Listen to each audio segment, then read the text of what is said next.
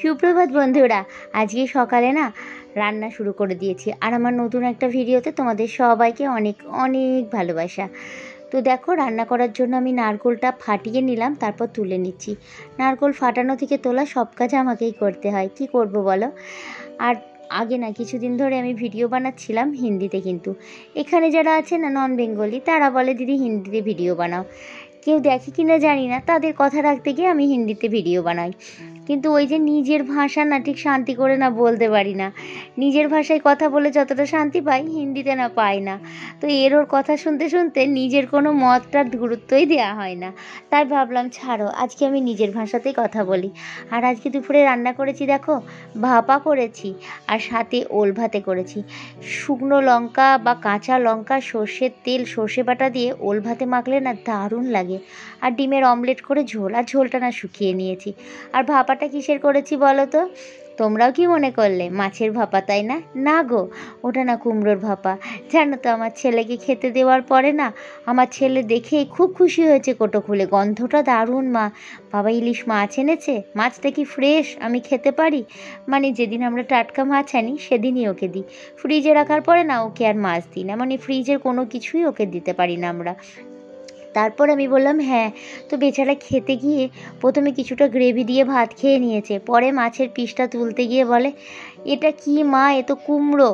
কিন্তু মা দারুণ হয়েছে, পুরো মাছকে ফেল মেরে গেল। আর সত্যিকারের অপূর্ব হয় খেতে। যদি তোমরা জানতে চাও আমাকে বলো, আমি একটা ভিডিওতে বলে দেবো কীভাবে বানিয়েছিলাম। মিষ্টি কুমড়োর ভাপা অসাধারণ খেতে হয়।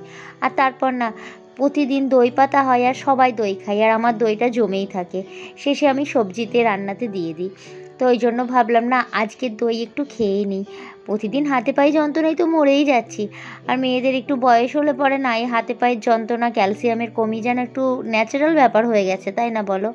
তারপর সবাইকে খাওয়া দাওয়া করিয়ে আমি খেয়ে পরিষ্কার করে বাসন টাসন মেজে এখন চলে এলাম কেক বানাতে। আমার পুরো দিনের রুটিনের মধ্যে না এটা একটা নতুন একটা রুটিন জড়ো হয়ে গেছে। তবে বেশ ভালো লাগে জানো তো, আমি খুব খুশি হয়ে এবং হ্যাপি হয়ে করি।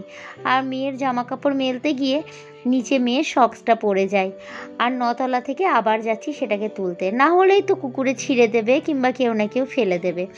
তারপরে এসে শুরু করে দিলাম আমার কেক বানানো। যদিও এই কাজগুলো করতে অনেকটাই এখন কষ্ট হয়ে যায়, কারণ সময়ের সমস্যা হয়ে যায়। এখানে তো কোনো আমার হেল্পিং হ্যান্ড বা কাজের লোক নেই, সব কাজই নিজেকে করতে হয়।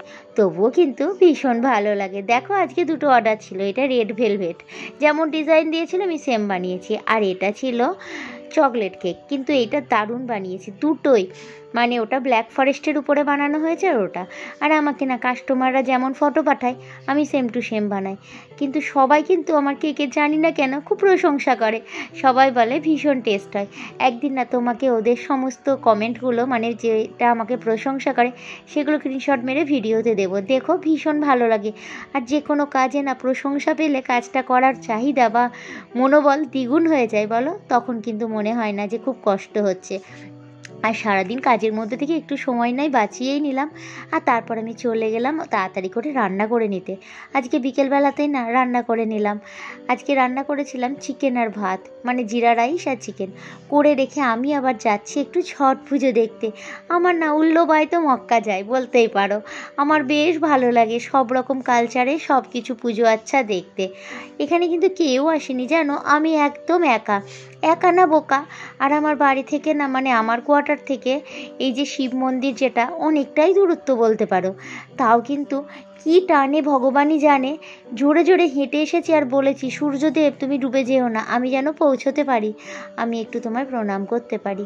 তো সূর্য দেবতার কাছে প্রণাম করে সমস্ত অন্যায় ক্ষমা সব কিছু মাপ চেয়ে নিলাম। আর আমার সন্তানদের সুকামনা চাইলাম। এছাড়া আমার কি চাওয়ার আছে বলো? একটা অসুস্থ মায়ের কাছে সবসময় সন্তানের সুস্থতাই কাম্য করি। আর এই দেখো চিকেন আর দিনেকার ওই যে পাতুরি না কি যেন ভাপা, ও তো অসাধারণ ছিল, সেটাও নিয়ে নিয়েছি। তারপর খাওয়া দাওয়া করে ছেলেকে নিয়ে বেরিয়েছি ওয়াকিং করাতে। 1 ঘন্টা পুরো ওয়াকিং করে বাড়ি যাব। তো চলো টাটা।